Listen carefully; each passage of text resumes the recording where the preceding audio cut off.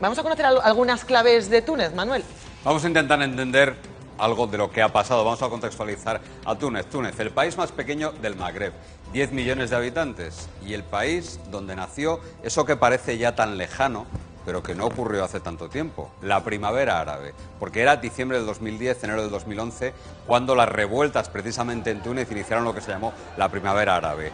La inmolación de un frutero que vivía en unas condiciones terribles provocó esa revolución ciudadana que acabó precisamente con la dictadura de Ben Ali e inició un proceso democrático que luego fue imparable en muchos países. Y precisamente Túnez ha sido el primer país de esa primavera árabe que hace poco celebró las primeras elecciones libres en las que ganó un partido laico, un partido europeísta que poco tiene que ver con la religión, con los partidos de corte más tradicional, de corte más marcado por el Islam. No, un partido completamente incluso europeísta. A partir de ahí, Túnez, que desde hace tiempo era, lo decíamos antes, el principal exportador de combatientes a todos los grupos terroristas prácticamente de corte salafista, de corte yihadista. Ya en los años 90, cuando Afganistán era el teatro de operaciones del yihadismo, el grupo combatiente tunecino aportó cientos de terroristas a Al-Qaeda. Precisamente eran tunecinos los que asesinaron al León de Pansir el 9 de septiembre del año 2011 en un atentado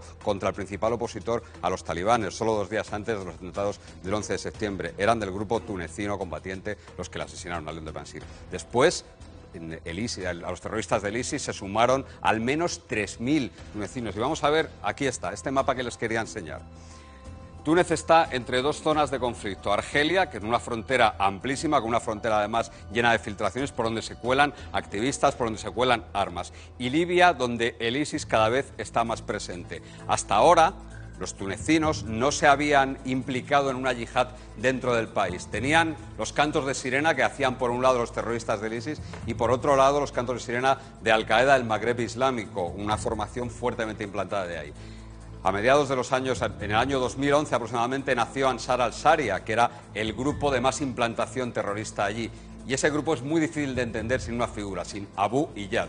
Una persona que vamos a ver aquí, un terrorista, un líder terrorista, ahí lo tienen, Abu Iyad, que estuvo en Afganistán, fue veterano de Afganistán y formó este grupo. Un grupo que era legal hasta hace bien poco, hasta el año 2013 cuando fue declarado ilegal por la implicación de varios de sus miembros de Ansar al-Sharia, los que apoyan la ley islámica, quiere decir Ansar al-Sharia. Bueno, pues ese grupo se ilegalizó y a partir de esa ilegalización la actividad armada creció. Empezó a haber asesinatos de policías, de fuerzas armadas, de soldados, sobre todo en la zona fronteriza con Argelia.